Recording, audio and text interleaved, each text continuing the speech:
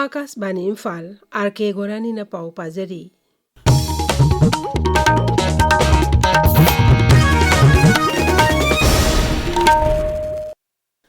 RIMS की OPD emergency routine OT PMB खुदक्तगी थिंजिनख्रे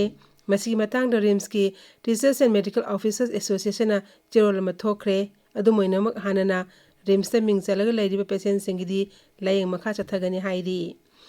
ngase rims ta nga unar matung da nupi ama lekhidebagi wahawdagi miyamna khongjang changsilaktuna rims ki pochei kaya mang tahan khiba amadi doctor amabu phukibagi thodokpu yaningde phongdoktuna warep asi lawrokpani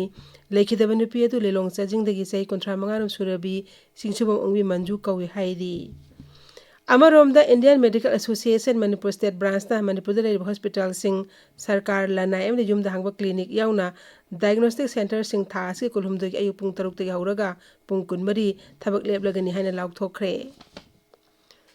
Asam Kasar jila gi manung chanba Korean da leiba lengonda bi patta ngasi Manipur Bidhan Sabha Adaksha Thoksom Saitya Bartana lusingduna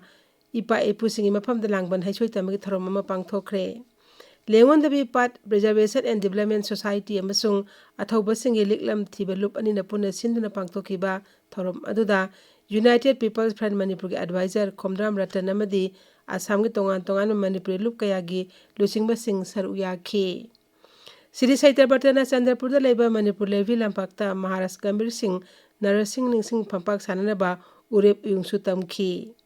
Numin ini ki kongchata Assam da laiba Sri Saitya Bartana ngarangsu Kamaranga da laiba Awapali Ningsing Khubam da Awapali Khubam Memorial Hall masananaba urep uyung tamki Imphal Municipal Corporation sinduna PM Sevaniti akhanaba campaign Lokalyan Mela thasi kun manga dagi numit humni subna Imphal gi GM Hall da pangthoklagani masina PM Sevaniti scheme na street vendor sing de piba Kanaba Singh Imphal Municipal Corporation of Konampham Singh da Lairiba Street Vendor Singh da Fanghalagani Imphal Municipal Corporation Municipal Commissioner Thokpa Cherol amagi matung ina hairiba scheme asi Kanaba Singh launabagi damak Street Food Vendor Singh yauna Street Vendor Family Bamiyoi Singh na Mela sida saruk yananaba appeal tawri Handak thokiba ising isaun awaba nanglaba wawai kendragi manung sana laiba Maibam Konjil Usiwa na Satao amadi irong na singba Kendra aski atay mapam singda MLA Dr. Usam Debe na Tengbangi Polam Singh yenthokre. Nong moda tangay padran sangwa Polam Singh yaw na Tengbangi Polam Singh yenthoki badana tana imung taret ki naw na yung sabada mating onin na basen pam sukusin na ki. Kagsing zilag laimoydong City Block ki manung sana laiba mayeng lamjaw Gram Panchayat na GPS ki manung dalaiba Village Level Federation Sing Angalwadi Worker Asa Worker Village Water and Sanitation Committee ka puna sinduna amutang sisinarang hundokpa plastic thembagi matangda nomong oina puna khangminabagi tharomama ngasi lamjaw awang laikai community hall da pangthokre Directorate of Rural Development and Panchayati Raj Manipur amadi Manipur State Rural Livelihood Mission gi makhada pangthokiba thorom aduda tongan ba khangai singna hiremaski matangda wangangki Technopol jila laiba mahiroi sing oiba Aadhaar biometric logbagi amadi Aadhaar update tobi thorom ama hayengdagi pangthoklagani haina Technopol jila gi Additional Deputy Commissioner thokpa Cherol amana hairi thorom masi numit mari ni chupna more gi SDO office ta pangthokani Hairiba numit sing asida Moria da lariba angang yauna mahiroi singna Aadhaar update tawba asida saruk yana ba khanghalli Pradhan Mantri Narendra Modi na hairi Next Generation GST hayengdagi laibak sinba thungna chanaragani miyam na pochai laiba matamda hanthaba mamalda laiba phanglagani